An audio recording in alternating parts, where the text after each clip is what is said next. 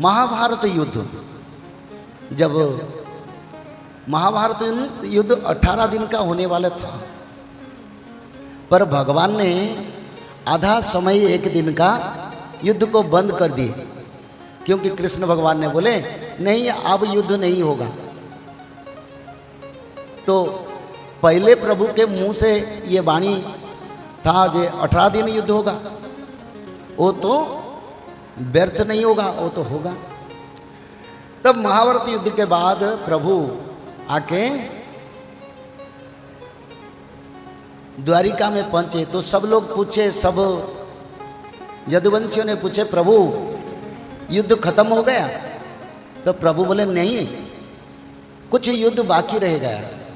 तो प्रभु को उन्होंने बोले फिर आप दोबारा जाएंगे युद्ध के लिए? तो भगवान कृष्ण बोले नहीं, मेरे को नहीं जाना है, इस युग में वो युद्ध नहीं होगा, वो कलयुग में होगा।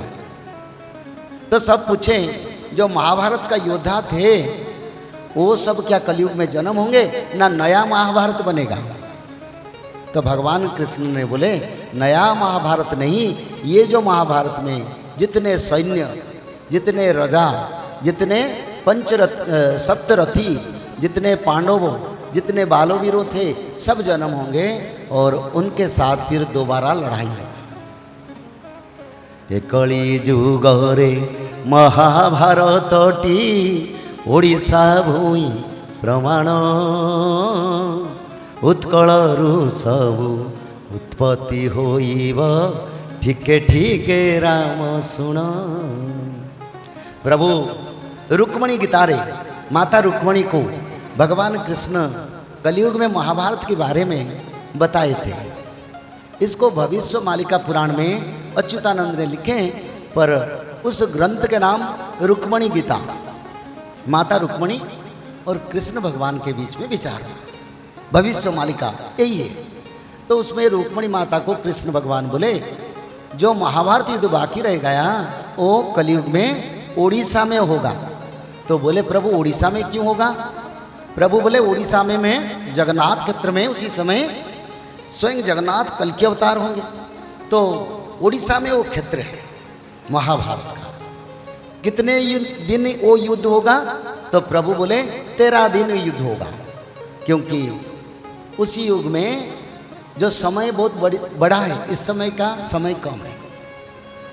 स्वर्गलोक में जैसे पितृलोक को 365 दिन में एक बार पिंड दान दिया जाता है, 365 दिन में उनका एक दिन होता है।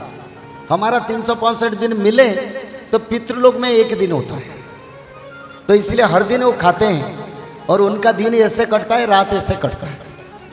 तो द्वापर युग में भी धर्म के कारण समय के हिसाब से महाभारत युद्ध 13 दिन होगा।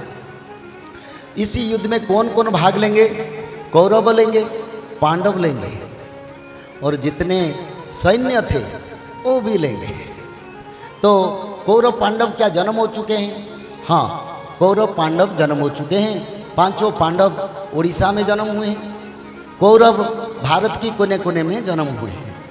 और उसमें सप्तरथी जो महाभारत युद्ध में भाग लिए थे वो भी आएंगे, और उसमें 5 बालवीर जैसे खाटू बाबा बर्बरिक वो भी आएंगे, और अभिमन्यु आएंगे, बब्रू वाहन आएंगे, घटोत्कच भी आएंगे, और एकलव्य, ये सब आएंगे। महाभारत युद्ध होगा। तो कैसे उत्पत्ति होगा ना? सबसे पहले भविष्य मालिका का प्रचार होगा, और भविष्य मालिका का जब प्रचार होगा सब महाभारत के कौरव पांडव एक संगठन में आएंगे, जिस संगठन का नाम रहेगा सुधर्मा महासंघ। सब आएंगे, आके फिर भगवान के शरण में रहेंगे, और भगवान के शरण में रहेंगे, भविष्य मालिका भी प्रचार करेंगे, बड़ा भक्ति भाव प्रदर्शन करेंगे।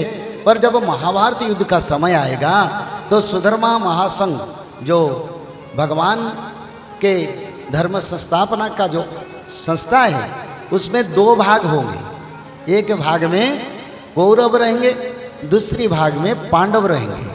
और कौरव क्या करेंगे ना? भक्तों का निंदा करेंगे, और वो फिर वो धर्म अनुष्ठान से अलग होके अलग अलग विचारधारा को जाएंगे, भगवान विरोधी आएंगे, उसमें शकुनी भी जन्म होके सबको हर दिन बात करके भगवान के धर्म प्रचार में व्याघात लाएगा। शकुनी सबको बहकाएगा, भक्त लोगों को गलत दिशा दिखाएगा।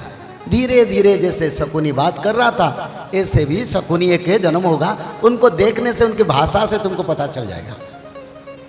तो ऐसे कौरव पांडव होंगे 2 भाग। फिर 2 भाग होने के बाद महाभारत युद्ध होगा, जिसमें 9 लाख सैन्य भाग लेंगे। उसी सैन्य में कौरव और पांडव के बीच में लड़ाई होगा और भगवान कल्कि पांडवों को आशीर्वाद देंगे। और आशीर्वाद देने के कारण 9 लाख कौरव सेना, जो आज के दिन में चाइना, पाकिस्तान, अमेरिका, तुर्की देश में जन्म हुए, वो भी वो समर में भाग लेंगे। और युद्ध में भगवान बुलाएंगे अश्वत्थामा को और नकुल और सहदेव, जो कोलकाता के एक पर्वत पर अभी तपस्या करते हैं। अभी वो हैं, वो जन्म होके अभी तपस्या करते हैं। वो पर्वत का नाम मैं नहीं बोलूँगा, वो गुप्त है, मेरे को पता है, शास्त्र में लिखा है। तो भगवान उनको बुलाएंगे। बुलाने के बाद प्रभु बोलेंगे जाओ कौरव पांडव का लड़ाई शुरू करो। और सहदेव को प्रभु आशीर्वाद करेंगे। उस समय उनका मन था युद्ध करने के लिए। सहदेव और अश्वत्थामा दोनों लड़ाई करके 9 लाख विदेशी सैन्य को एक समय में, 1 घंटे में सबको मौत के घाट उतारेंगे और महाभारत युद्ध अंतिम। आनंद पर हरि हरि। और बड़ा विनाशकारी समय आएगा। कौन बचेंगे?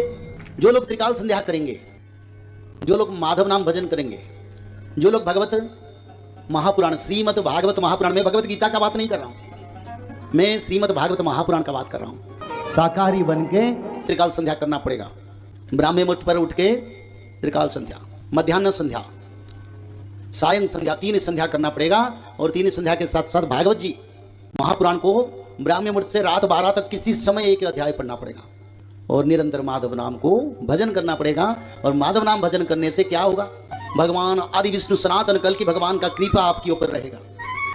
जब यहाँ गोलियां बरसेगा, मिसाइल बरसेगा, पंचवत का प्रलय होगा, तब माधव नाम भज के भक्त लोग रक्षा हो जाएंगे। और तृतीय विश्व युद्ध के बाद सत्य युग का आगमन होगा। जय श्री माधव। जल प्रलय, महामारी और भूकंप, अग्नि प्रलय, वर्ल्ड वार 3 और महाविनाश, ये तो एक दिन होना ही है। लेकिन इस सब से आप बच कैसे सकते हैं? सबसे पहले नॉनवेज खाना छोड़ दीजिए, अंडा भी नहीं खाना है, और किसी भी तरह का नशा मत करिए, और गलत काम मत कीजिए, और सत्य, प्रेम, दया, क्षमा और शांति का आचरण कीजिए। और 3 चीज कीजिए। उसमें से सबसे पहला है त्रिकाल संध्या, यानी त्रिसंध्या। उसको दिन में 3 बार करते हैं। जैसे सुबह में करते हैं ब्रह्म मुहूर्त में, सुबह 4 बजे से लेकर के 6 बजे के बीच में आप कभी भी कर सकते हैं। लेकिन आपको समय नहीं मिला तो समय आप आगे पीछे कर सकते हैं, आधा घंटा 1 घंटा पीछे कर सकते हैं। दोपहर में 11:30 बजे से लेकर के दिन का 1 बजे तक कर सकते हैं उसके बीच में। शाम को 5 बजे से लेकर के 6:30 बजे तक कर सकते हैं। दिन भर में 1 बार नहा के त्रिकाल संध्या जरूर करें। बाकी समय आप हाथ पैर मुंह धोकर भी कर सकते हैं। और 3 बार आप श्री गंगे बोल करके स्टार्ट कर सकते हैं। जो दूसरा उपाय है वो है श्रीमद् भागवत महापुराण पठन। दिन में 1 अध्याय जरूर पढ़ें। दिन भर में 1 अध्याय जरूर पढ़ें। वो भी ना हो सके तो 1 पन्ना तो जरूर पढ़ें। अगर उतना भी समय नहीं है तो 1 श्लोक जरूर पढ़ें। तीसरा उपाय, माधव नाम का जप करें, निरंतर करें, कोई भी काम करते हुए करें, हमेशा माधव नाम का जप करें। त्रिसंध्या का पीडीएफ, श्रीमद् भागवत महापुराण का पीडीएफ और भविष्य मल्लिका का फ्री ई बुक भविष्य मल्लिका पुराण, ये सब आपको डिस्क्रिप्शन बॉक्स में मिल जाएगा। भविष्य मल्लिका के बारे में अधिक जानकारी के लिए आप भविष्य मल्लिका के वेबसाइट पर संपर्क कर सकते हैं, भविष्यमल्लिका.com। और अधिक जानकारी के लिए भी कल्कि अवतार ऑफिशियल चैनल को देख सकते हैं, जहाँ पर मल्लिका के बारे में खुलकर बातें रखी गई है, जहाँ पर आप लगभग 1000 जितना वीडियो आपको देखने को मिल जाएगा। और भी आपको अधिक जानकारी जानना है त्रिसंध्या के बारे में और कोई आपको सवाल है तो नीचे दिए गए नंबरों पर आप संपर्क कर सकते हैं।